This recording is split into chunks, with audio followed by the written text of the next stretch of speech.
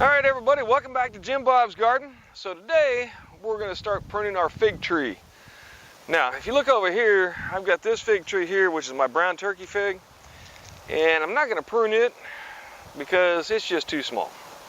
All right, so I want to let it grow up and get bigger, obviously. So what we are going to do, this is my Ashia fig. Now this one has gotten a little bit big, and I might not prune it if it wasn't for the fact that it's starting to get out into areas where it's blocking pathways and such. So like I'm going to do some pruning here. So let's talk about why you want to prune your figs. So first off, the main harvest primarily comes from, or it all comes from first year's growth.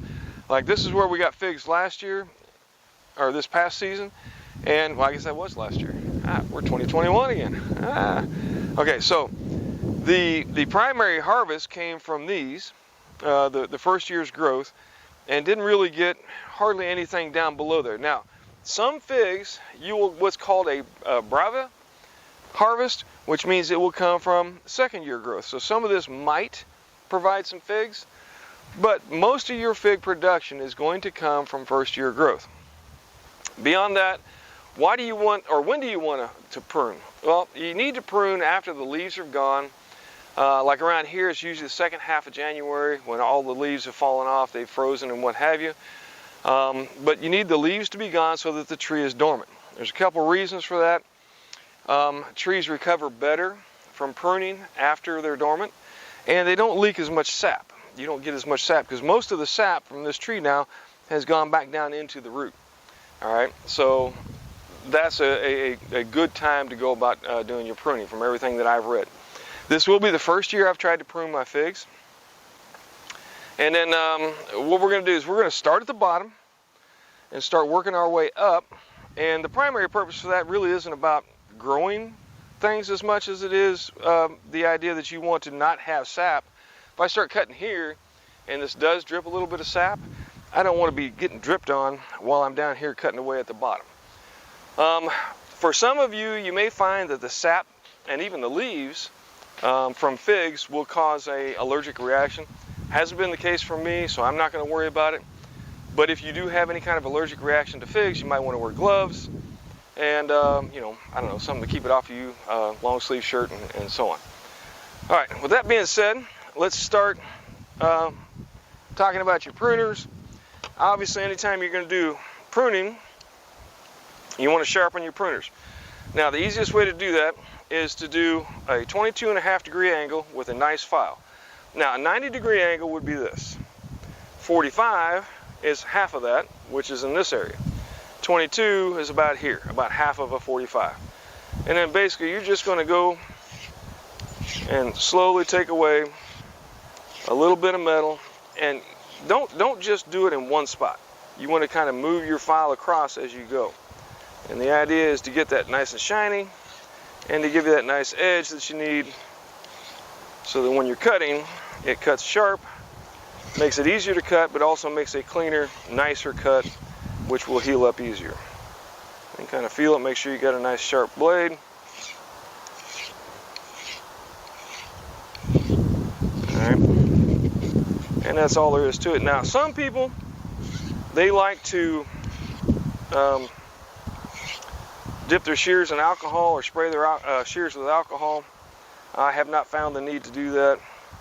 I mean, there's no sterile areas out here, so I don't see that. Now you do that with the big, little ones, and I also do it with the big ones. These have seen a lot of use in the last few days. I've been chopping up other trees, and once again, 22.5 or thereabouts angle, and you want to take it across. Now, if you want to really get technical, the best way, because what happens anytime you're cutting, you'll have little ridges along here from the file. And if they're pointing this way, then it'll grip a little better, but I don't really think that matters a lot. The bigger point is just to make sure you got a nice sharp blade so that it's easier and cleaner for cutting. All right, and if you keep up with it, you won't have to do it a lot of work on it.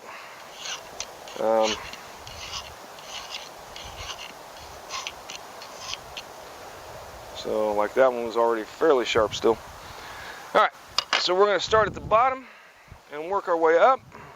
Let me start with the little shears. Oh, I did want to show you this. Now, I have not tried this, but one of the things I want to also do is I want to be able to get some new fig trees out of this. So I'm going to use some of my cuttings for that purpose. But one of the things I saw at another site when I was looking is they were recommending you take something like this and try and pull it out, and hopefully it'll pull out with some roots on it. So let's see if we can do that. Never tried it.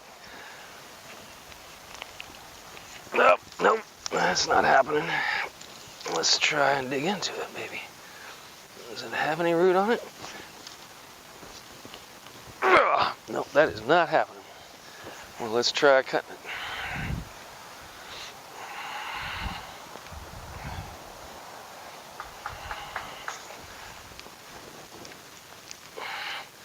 Get down as close as we can.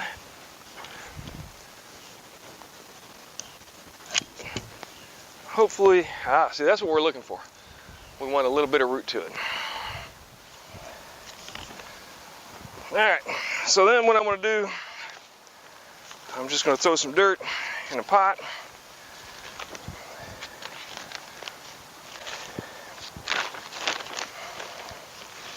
And this will become a new fig tree.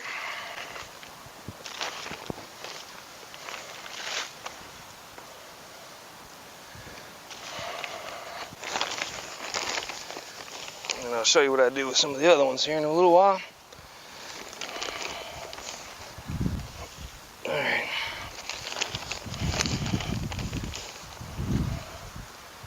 All right. There we go. And voila, we should have a new fig tree come spring.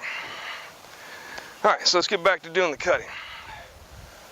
So, like I said, I'm going to start at the bottom and work my way up. So part of the thing I'm going to do is I want to get to the point where we don't have these really low branches. And a lot of this pruning has to do with production, but it also has to do with how you want your tree to look. So I want basically from here up to about, I think I'll keep this one, but from here down, I want it basically naked. So when you go about cutting larger branches like this, one of the things you want to look at, so if you can get in here close, you can see right here, there's a small collar that comes out. See where that kind of edge is right there? That's the edge of the collar. Now if you try and stay outside of that collar, the story is that will heal back quicker and better if we do that. So the plan would be to get in here like so, and just cut it in a nice smooth manner. So we're going to cut that one. Then we're going to cut this one. Again, trying to stay outside of that collar. Now you'll notice we're only getting just a little bit of leakage. A little bit of leakage. And that's because almost all of the sap has gone back up into, or down into the root. And it won't come back up until it really gets warm out. All right, with that being said, I'm going to get to work and we're going to cut most of this back.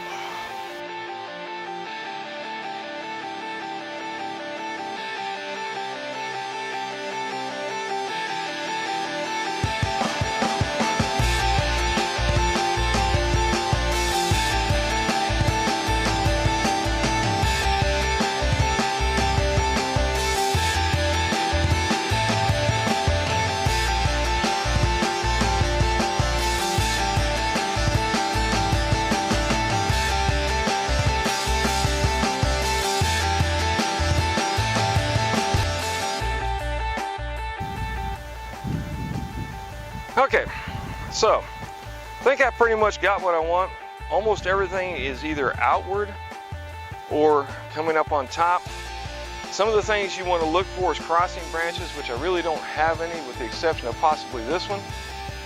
Now, one of the things, matter of fact, we'll cut this and I want to show you this.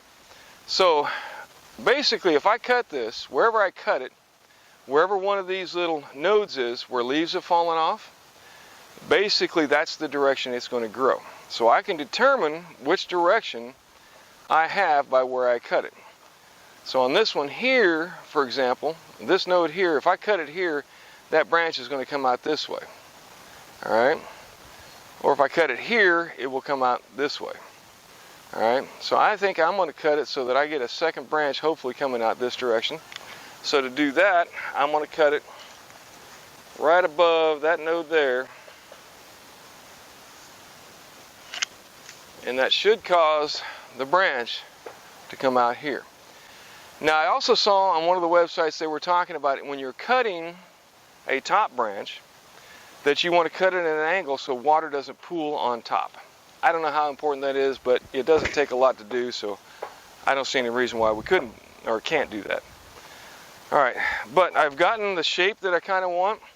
So what should happen, I may get some growth coming out this way, which is okay, but I did clear my pathway so that basically I can still mow through here and get where I want to go. And then I want to talk about one last thing is, well, not one last thing, but what I want to do with some of my cuttings. So while I am good with the trees that I have, I know my kids have talked about possibly wanting to get a fig tree, and so what we're going to do is we're going to make some cuttings and then hopefully root those cuttings. Now, which ones do you want? Last year's growth will probably be the best, the most likely to recuperate. And then you want to watch, like, let me show you over here. Some of these,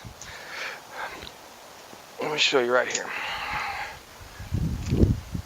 If you look right here, you can see that the frost really got to this tip right there. And so I don't think that that one's going to be able to make it back. If I was to make a cutting from here, I don't know whether or not that would actually be a viable cutting. Whereas this one here, you can see we still got a little bit of green going on it, and it seems to be looking good. So I'm going to cut them so that I have essentially at least 2 nodes that'll get buried, and hopefully 3. So I'm going to cut this one here. Now keep in mind when you do this, and when you put these in the dirt, which is all I'm going to do, I'm just going to stick them straight in the dirt. When you put them in the dirt, you want to make sure that you put the top side up and the down side down. Because if you don't do that, well, it won't grow upside down. All right?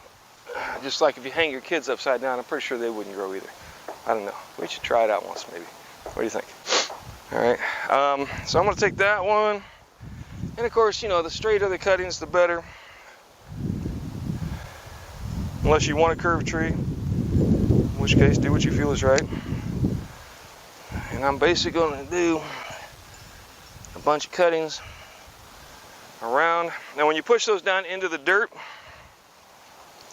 we really don't want those to go all the way to the bottom of the pot because it doesn't give any place for the roots to grow. You want to make sure that there's some room at the bottom. Now there's a lot of different methods for propagating these trees. Some people will do it only in sand. Some people put them in water. Put the cuttings in water. But the one thing that seems to be pretty much a regular thing is about pinky size, plus or minus a few, is the best size. And you want to get several of these nodes, because the nodes are where the roots are going to come out at. You want to get several of those nodes covered, and then you need to keep them nice and moist. And then don't go all the way to the bottom of the pot. I probably could have done a slightly deeper pot. Let's see here. Any others I want to cut?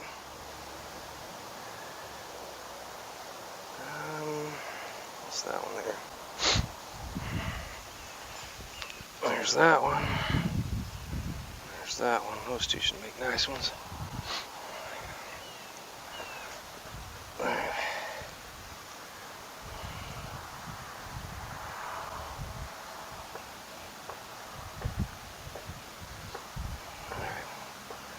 And there you go. If all this goes well, I should have 1, 2, 3, 4, 5, 6, 7 brand new fig trees. Now the Ashia fig has not been my favorite necessarily.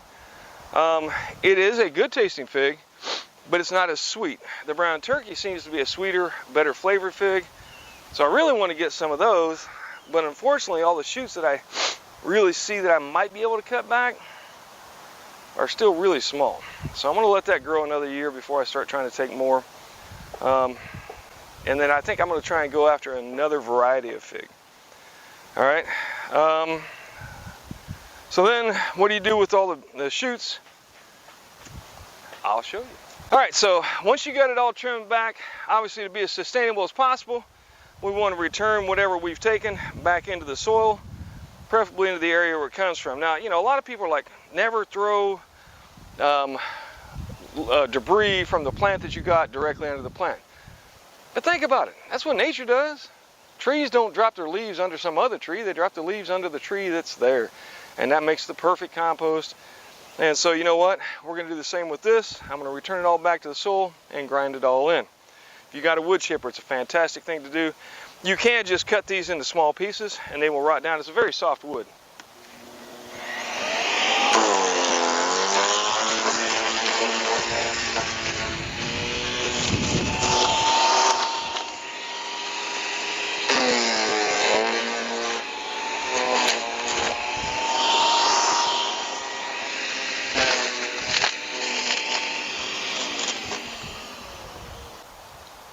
All right, so make sure, of course, anytime that you're using a chipper or any other machinery, make sure you use the proper safety equipment, gloves and glasses. Protect your eyes and your hands. This thing will vibrate pretty hard if you got hardwood, though this is really soft wood.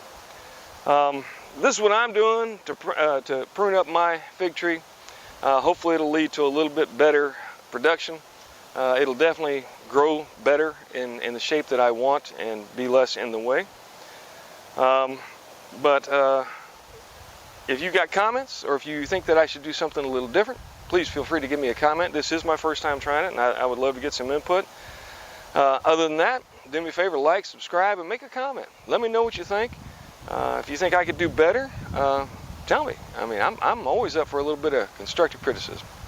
All right, like I said, thanks once again for stopping by. Y'all take care and grow something.